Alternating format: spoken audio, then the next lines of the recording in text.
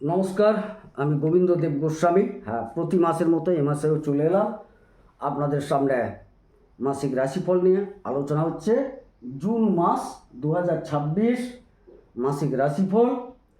আজকের আলোচনা কর্কট রাশির জাতক জাতিকাদের এই জুন মাস কেমন যাবে। বোর্ডটা দেখতে পেয়েছেন, এই বাম সাইডটা পুরো যেন ভর্তি, কর্কট লেখাটাও লিখতে হয়েছে কীরকম সাইড থেকে, জায়গা নেই। যেরকম এই দিকটা পুরো ভর্তি হয়ে আছে না, জীবনে অনেক ঘটনা ঘটবে, সেই ঘটনাগুলো একদম ভর্তি পাবেন। আলোচনা কিন্তু পুরো শুনতে হবে। গ্রহাবস্থানটা সংক্ষেপে বলছি, না বুঝলে অসুবিধে আছে। কর্কট রাশির যারা মানুষ আছেন তাদের রাশিতে বৃহস্পতি 2 তারিখ থেকে তুঙ্গা অবস্থায় পুরো মাস থাকছেন, এবং এক্ষেত্রে বলে রাখি 19 তারিখ বৃহস্পতি কিন্তু নক্ষত্র পরিবর্তন করছেন। এখানে আরেকটা জিনিস, 8 তারিখ শুক্র চলে আসছেন, 24 তারিখ বুধ আসছেন আপনার রাশিতে। অর্থাৎ এই জায়গায় 24 তারিখ থেকে লক্ষ্মীনারায়ণ যোগ পাবে পুরো মাস, অর্থাৎ লাস্ট কয়েকটা দিন। আর বৃহস্পতি এবং শুক্র দুই গুরুকে আপনি পাচ্ছেন আপনার রাশিতে। 2 তারিখ থেকে পুরো মাস বৃহস্পতি, এবং 8 তারিখ থেকে পুরো মাস থাকছেন শুক্র। দ্বিতীয় কেতু, তৃতীয় কেউ নেই, চতুর্থে কেউ নেই, পঞ্চমে কেউ নেই, ষষ্ঠে কেউ নেই, সপ্তমে কেউ নেই, অষ্টমে রাহু স্বনক্ষত্রে বসে আছেন শতবিশাতে। শনি নবমে চলে গেছেন, বসে আছেন রেবতীতে। দশমে মঙ্গল, 20 তারিখ তিনি চেঞ্জ করে একাদশে আসবেন। আবার দ্বাদশ স্থলে রবি চলে আসছেন এখানে, একাদশ থেকে দ্বাদশে 16 তারিখ, দ্বাদশে এবং 8 তারিখ পর্যন্ত শুক্র থাকছেন, 24 তারিখ পর্যন্ত বুধ থাকছেন। এটা আপনারা হয়তো এতটা বুঝতে পারবেন না, কিন্তু আমি যখন বোঝাবো ক্রমান্বয়ে বোঝাবো, কারণ জটিল ব্যাপারটা হয়ে গেছে, তো বুঝতে হবে কত তারিখ থেকে কত তারিখ কী ফল পেতে চলেছেন, বিষয়টা এইরকম। এবারে প্রশ্ন হচ্ছে শরীর স্বাস্থ্য কেমন যাবে। যারা দীর্ঘমেয়াদী পুরনো কোনো রোগে ছিলেন, রোগে আছেন, তাদের কিন্তু রোগ উপশমের সম্ভাবনা আছে। আবার নতুন করে কিছু হজম সংক্রান্তের ব্যাধি তীব্রতা বৃদ্ধি করতে পারে। যকৃৎ, লিভার, পেটের মধ্যস্থিত যেসব জায়গায় যেসব পার্টসগুলো থাকে, তার কিন্তু একটু রোগগ্রস্ত হওয়ার সম্ভাবনা এবং তীব্রতা বৃদ্ধির সম্ভাবনা। আবার অন্যান্য জায়গাগুলো যে রোগগুলো আছে, অন্যান্য তো অনেক রোগ আছে, সেগুলো কিন্তু উপশম পাওয়ার সম্ভাবনা দেখতে পাওয়া যাচ্ছে। আর কর্কট রাশির মানুষ একটু আবেগপ্রবণ মানুষ, সুতরাং এই জায়গায় চন্দ্রের অবস্থান ধরে নিয়ে আমি এক কথায় বলতে পারি গজকেশরী যোগ তৈরি হচ্ছে। এবং আগেও বলেছি যে লক্ষ্মীনারায়ণ যোগ, দুই গুরুর অবস্থান, আপনার মোটামুটি মন মানসিকতা শরীর স্বাস্থ্য অনেকটা ভালো রাখবে, ভালো থাকবে। তন্মধ্যে যেটুকু কিঞ্চিত হওয়ার কথা সেটা বলে গেলাম। দ্বিতীয় ঘরে কেতু বসে আছে, এই জায়গায় আর্থিক সচ্ছলতাটা একটু ধীর লয়ে নিয়ে যাবে আপনাকে। আর্থিক সচ্ছলতা কমতে পারে, বাক্যের মধ্যে একটা গোপনীয়তা থাকবে এই মাসটায়। কুটুম্বদের সাথে সম্পর্ক কিঞ্চিত অবনতি ঘটবে, তাও আর কি তলায় তলায়। উপরে আপনারা বলবেন না যে আপনি খারাপ বা আপনাকে কেউ খারাপ, এটা বলবে না। ভেতরে ভেতরে মনে মনে একটা ভাবনা চলবে যে আপনি লোকটা ভালো নয় বা আপনি কাউকে পছন্দ করছেন না। শ্বশুরবাড়ির সাথে সম্পর্কের অবনতি ঘটার সম্ভাবনা। খাদ্য যে খাই আমরা, সেই জায়গায় একটা সংযত ভাব নিয়ে আসা উচিত, বাক্যেও সংযত ভাব নিয়ে আসা উচিত। আপনারা যে কথা বলবেন না, তার মধ্যে একটা গুপ্ত অর্থ থাকবে এই জুন মাসে। তৃতীয়, ভাইদের সাথে সম্পর্ক, পরাক্রম, যোগাযোগ ইত্যাদি আমরা আলোচনা করে থাকি। অধিপতি বুধ, বুধ কিন্তু আপনার 24 তারিখ পর্যন্ত দ্বাদশে থাকছে, এবং 16 তারিখ থেকে 24 তারিখ পর্যন্ত বুধাদিত্য যোগে থাকছে, এবং 8 তারিখ পর্যন্ত লক্ষ্মীনারায়ণ যোগে থাকছে। তাহলে 3টে কন্ডিশন হলো। যোগাযোগ, বিদেশে যারা বিদেশ সংক্রান্ত বিষয়ে একটা যোগাযোগ কিন্তু আপনাদের 8 তারিখ পর্যন্ত খুব ভালো যাবে। তারপর মাঝখানে একটু সমস্যা হলেও আবার দেখা যাবে এই যোগাযোগ, অর্থ সংক্রান্ত যোগাযোগ, সঞ্চয় সংক্রান্ত যোগাযোগ আবার বৃদ্ধি পাবে। 16 থেকে 24 তারিখ পর্যন্ত খুব ভালো যাবে বিদেশের জায়গায়। এই ক্ষেত্রে বলি যে হ্যাঁ, ভাইদের পরাক্রমতা বৃদ্ধি এবং আপনার বেশ কিছুটা বাক্য বিনিময় হবে, বাক্যের অবনতি ঘটার সম্ভাবনা, বাক্যের দ্বারা, বুদ্ধির দ্বারা কিছুটা ক্ষয়ক্ষতি হয়েও যেতে পারে। সুতরাং আপনাকে বাক্য বুদ্ধিকে কাজে লাগাতে হবে। তবে যারা বিদেশ রিলেটেড, দূরবর্তী রিলেটেড, হাসপাতালের জায়গায়, এগুলোই কিন্তু ডেভেলপমেন্ট। আমি আসছি যখন দ্বাদশ ঘরে আলোচনায় যাব।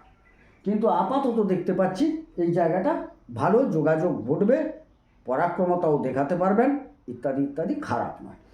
চতুর্থ ঘর খুবই গুরুত্বপূর্ণ জায়গা।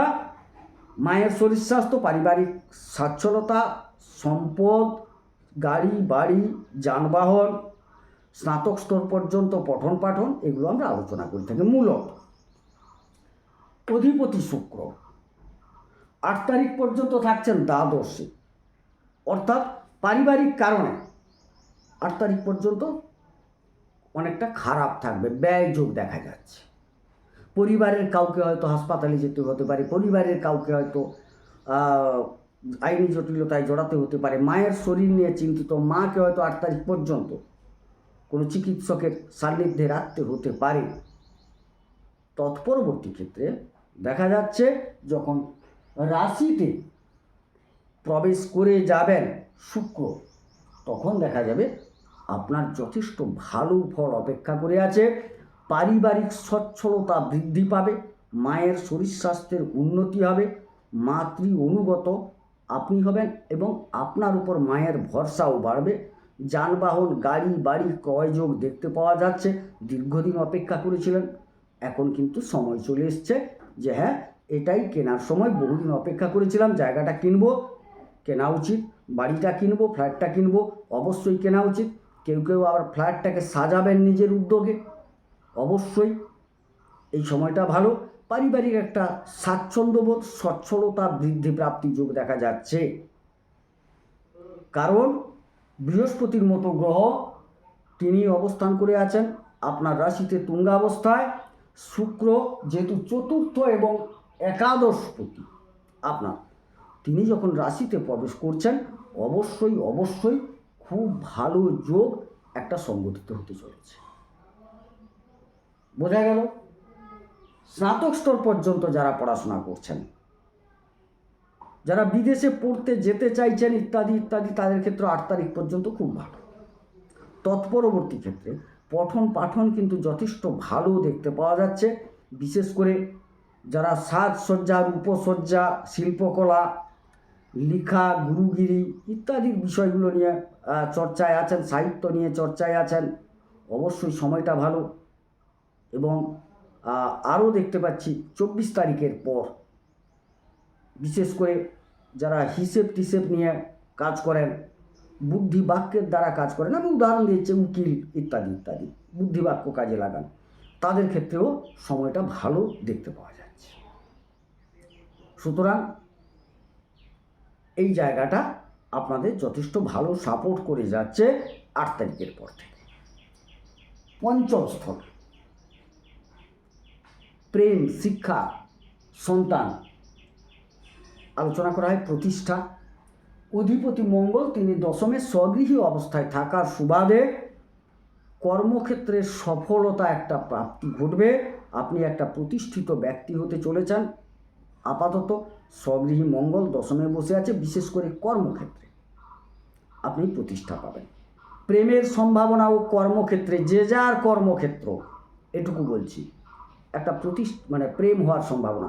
আপনি যদি পঠন পাঠনে আছেন, সেটাই হচ্ছে আপনার কর্মক্ষেত্র, সেখানেই প্রেম হতে পারে, যেহেতু এটা উচ্চশিক্ষার জায়গা।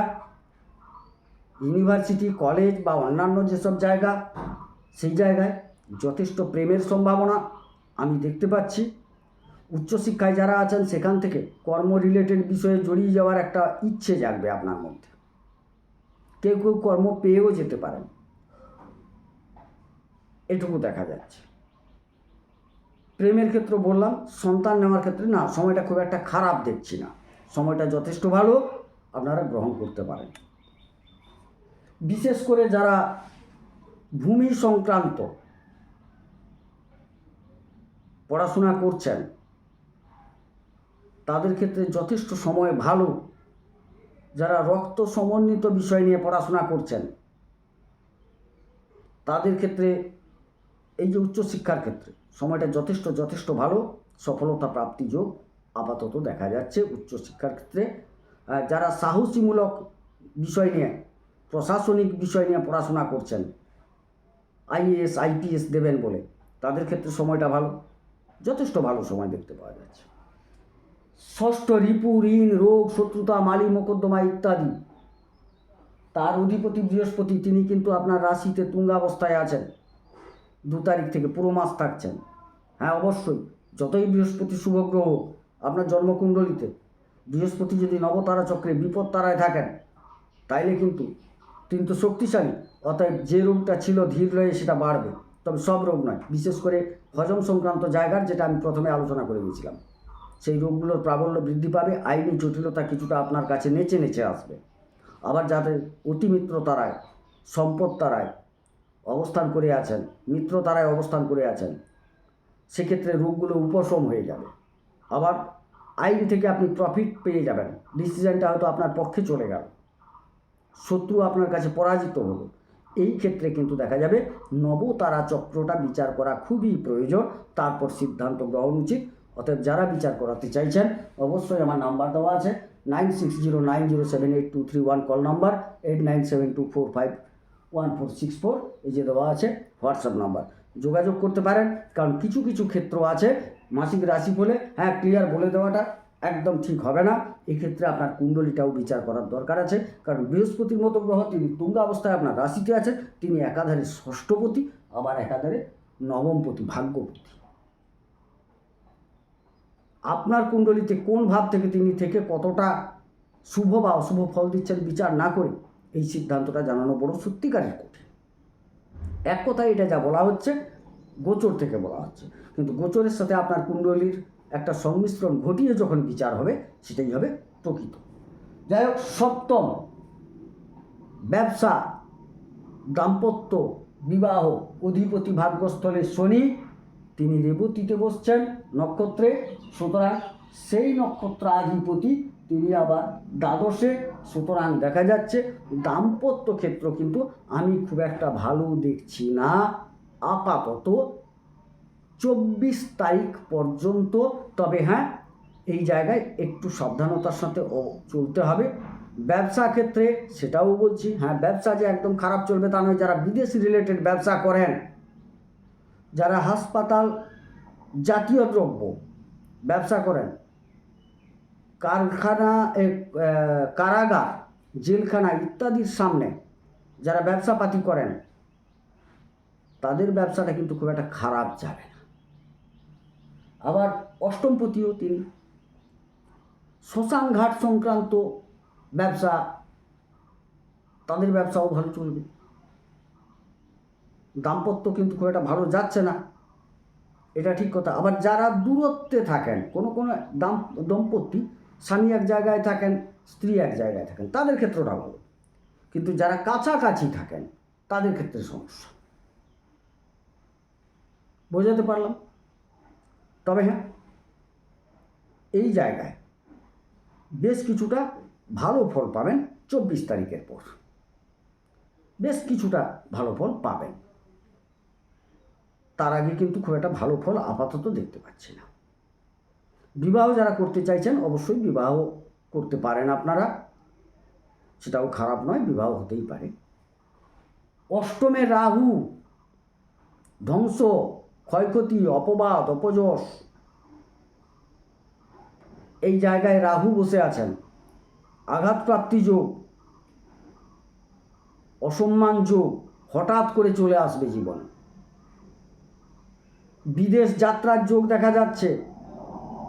আবার যারা দীর্ঘদিন কিছু প্রাপ্তি যোগ ছিল, পাচ্ছিলেন না, হঠাৎ করে পেয়ে যাবেন, একটা মিশ্র ফল পাবেন এই জায়গায়।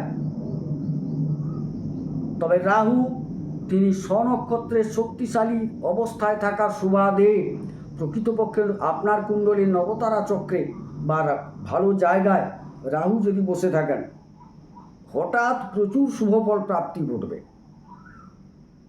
আবার তিনি যদি মারক ধ্বংস এইসব জায়গায়, অর্থাৎ আপনার বিপদ তারায়, নিধন তারা, এরকম তারায় অবস্থান করে থাকেন, এই রাহু কিন্তু আপনাকে হঠাৎ অ্যাক্সিডেন্ট দিয়ে যাবে, হঠাৎ আপনার বিরাট একটা ক্ষয়ক্ষতি করে দেবে, হঠাৎ অসম্মান করিয়ে দেবে, বিষয়টা এইরকম।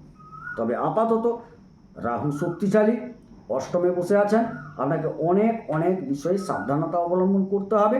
আবার যারা কোম্পানিতে কাজ করছেন, দূরবর্তী জায়গায় কাজ করছেন, রিসার্চমূলক জায়গায় কাজ করছেন, তাদের ক্ষেত্রে সময়টা ভালো, শুধু খারাপ নয়, ভালোও বলছি।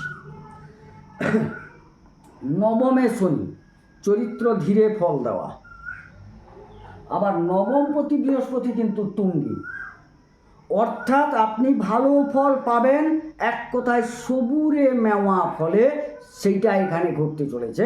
আপনি ধীর লয়ে বুঝে সুঝে সত্য নিষ্ঠাকে সঙ্গী করে আপনি যদি এগান, ভাগ্য আপনাকে পরিপূর্ণ সাথ দেবে, না হলে কিন্তু আপনি পরিপূর্ণ সাথ পাবেন না। তবে ভাগ্যের সহায়তাটা 24 তারিখের পর প্রবল, 24 তারিখের আগে পর্যন্ত বৈদেশিক ক্ষেত্রে ভাগ্যের সফলতা প্রবল, দূরবর্তী জায়গায় প্রবল। 24 তারিখের পর এভারেজ সকলেই একটা মোটামুটি ধীর লয়ে হলেও ভাগ্যের সহযোগিতা পেতে চলেছেন।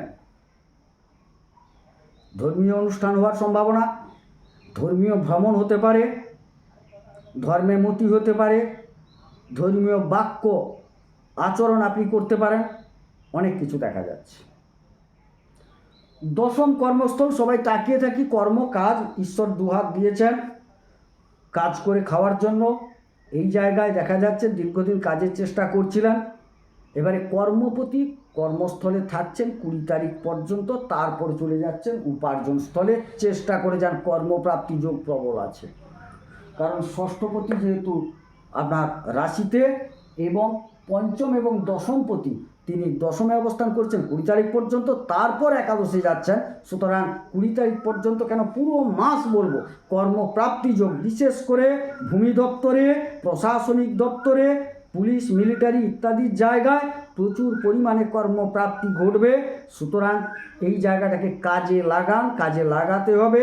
দীর্ঘদিনের পর একটা ভালো যোগ আসছে, কাজে লাগান, অবশ্যই উন্নতি হবে। একাদশে তারপর চলে যাচ্ছেন কে, সেই কর্মপতি একাদশে লাভ খোঁজার জন্য যাচ্ছেন, কর্ম পাবেন, সেখান থেকে লাভ হবে এবং উপার্জন ভালো হবে, উপার্জনের সাফল্য পাবেন, প্রতিষ্ঠা পাবেন, এই যোগ দেখতে পাওয়া যাচ্ছে। আবার উপার্জনপতি তিনি যেহেতু 8 তারিখ পর্যন্ত দ্বাদশে, তারপর যেহেতু চলে আসছেন রাশিতে, অবশ্যই 8 তারিখের পর থেকে যথেষ্ট লাভবান হওয়ার যোগ দেখতে পাওয়া যাচ্ছে। হ্যাঁ, যদিও মঙ্গল কিন্তু ওই জায়গায় খুব একটা সাবলীল নন, কিন্তু যেহেতু একাদশ স্থল, যে গ্রহ যান না কেন তিনি কিন্তু শুভ ফল দান করেন। আবার একাদশপতি যেহেতু লগ্ন বা রাশিতে এসেও থাকবেন, অবশ্যই আপনি শুভ ফল পাবেন। চলে যাই দ্বাদশে, কারণ এখানে 16 তারিখ আবার রবি চলে আসছেন দ্বাদশে। দেখুন, দ্বিতীয়পতি কিন্তু আবার আপনার একাদশে থাকছেন, যার জন্য এই লাভ কথাগুলো বলে গেলাম। তারপর 16 তারিখ দ্বাদশে রবি চলে আসছেন, অর্থাৎ সঞ্চয়পতি যখন দ্বাদশে চলে যাবেন, সেখানে কিন্তু কিছুটা সঞ্চয়টা ব্যয় যোগে পরিণত হবে। 16 তারিখের পর কিঞ্চিত ব্যয় দেখা যাচ্ছে এবং এই জায়গায় আপনার একাদশপতি 8 তারিখ পর্যন্ত থাকছে, সেখানেও কিছুটা ব্যয় হয়ে যাবে। তবে হ্যাঁ, ব্যয় যেরকম হবে উপার্জন সেরকম হবে। সঞ্চয়ের জায়গাটা খুব একটা দেখছি না, কারণ সঞ্চয়ের ঘরে কেতু বসে আছে এই জায়গায়। এবারে একটু 8 তারিখ পর্যন্ত বলেওছিলাম, মায়ের শরীর স্বাস্থ্য পারিবারিক কারণে কিছুটা খরচপাতি তো হবেই, সেটা আগেও বলেছি, এখনও বলছি, একটু সাবধানতার সাথে ব্যয় করুন। নিশ্চিত অন্যান্য ক্ষেত্র যতটুকু ভালো মন্দ বললাম, বোঝাতে পেরেছি, বুঝিয়েছি। এবারে চলে যাই একটু নাক্ষত্রিকভাবে কী ফল পেতে চলেছেন তার একটু ছোঁয়া আপাতত দিয়ে যাই। বাকি তো আমরা সরাসরি, আপনারা যারা দেখাতে চাইছেন আমাকে দেখাবেন, নাম্বার তো দেওয়া আছে 9609078231, কল নাম্বার, হোয়াটসঅ্যাপ নাম্বার 8972451464। এই নাম্বারে হোয়াটসঅ্যাপ করবেন। এবারে দেখা যাচ্ছে 19 তারিখ বৃহস্পতি নক্ষত্র চেঞ্জ করছেন, জন্মতারা থেকে সম্পদ তারায় আসছেন, অর্থাৎ তিনি আপনার রাশিতে উচ্চ। সুতরাং দেখা যাচ্ছে বৃহস্পতি একটা সম্পদ তারায় থাকার সুবাদে আপনি একটা ভালো ফল পাচ্ছেন। শনি বিপদ তারায় অবস্থান করে থাকছেন ভাগ্যস্থলে, সুতরাং ভাগ্যক্ষেত্র কিছুটা বিলম্বিত দেখতে পাওয়া যাচ্ছে। তবে এক কথা, যে যারা কোম্পানিতে কাজ করছেন, বিদেশে কাজ করছেন, বিভিন্ন রকম জায়গায় গুপ্তক্ষেত্র থেকে কিছু প্রাপ্তি বলছিলাম, তাদের ক্ষেত্রে কিন্তু সময়টা যথেষ্ট ভালো। পূর্ণবাসু নক্ষত্রের কথা বলছি এটা। আচ্ছা, পুষ্যা নক্ষত্রে যারা আছেন, ধীর লয়ে ভাগ্যের সহায়তায় আপনি কিন্তু কিছুটা সম্পদ পাবেন। কিছু আর্থিক ক্ষেত্রে ক্ষতিযোগ, বিপদে পড়তে পারেন। শ্বশুরবাড়ির তরফ থেকে, কুটুম্বগণের তরফ থেকে বিপদগ্রস্ত হওয়ার যোগ। তবে হ্যাঁ, এই ক্ষেত্রেও বলি যে হ্যাঁ, যারা কোম্পানিতে কাজ করেন, বিদেশ রিলেটেড গুপ্তসূত্রে কিছু প্রাপ্তির সম্ভাবনাও দেখতে পাওয়া যাচ্ছে। যারা অশ্লেষা নক্ষত্রে জন্মেছেন, তাদের ক্ষেত্রে দেখা যাচ্ছে গুপ্তভাবে ধীর লয়ে কিছু সম্পদ সৃষ্টি যোগ এবং অ্যাক্সিডেন্ট, আঘাত প্রাপ্তি যোগ। যারা কোম্পানিতে কাজ করছেন সচেতন থাকবেন, কর্মহানিও ঘটে যেতে পারে এই জায়গায়। তবে একটা কথা বলি, বৃহস্পতির মতো গ্রহ যেহেতু মিত্র থেকে অতি মিত্রে প্রবেশ করছে, তিনি ষষ্ঠ এবং নবমপতি, অবশ্যই আইনি দিক থেকে, চিকিৎসার দিক থেকে, এইসব জায়গা থেকে অনেকটা লাভবান যোগ। যাদের দীর্ঘদিন ধরে ধরুন বিচারটা আটকে ছিল, আজকে বিচার হলো, আপনি প্রফিট পেলেন, শত্রু বশীভূত হবে, নক্ষত্রও তাই বলছে। যাই হোক, সংক্ষেপে আলোচনা করলাম। আলোচনা কেমন লাগলো কমেন্টে জানাবেন, এবং মনে হয় আমার চ্যানেলটাকে সাবস্ক্রাইব করেননি, সাবস্ক্রাইব করুন। পরের ভিডিও আছে আমার এখানে, অনেক ভিডিও দেওয়া আছে, স্থাপিত যোগ, অঙ্গারক যোগ, খুব গুরুত্বপূর্ণ যোগের কথাও আলোচনা আছে, সাথে মাসিক রাশিফল, আরও যোগের আলোচনা হবে। সবগুলো ভিডিও আগে পেতে সাবস্ক্রাইব করতে হবে, লাইক করে আমাকে একটু উৎসাহ দেন। আমি নিশ্চিত চেষ্টা করব আরও ভালোভাবে বিষয়টাকে উপস্থাপিত করার। শেয়ার করতে পারলে তো ভালো হয়, আমার আপাতত প্রচারটা হয়। যাই হোক, সবাই সুস্থ থাকুন, সুন্দর থাকুন, ঈশ্বর সকলের মঙ্গল করুন, মঙ্গল হোক। নমস্কার।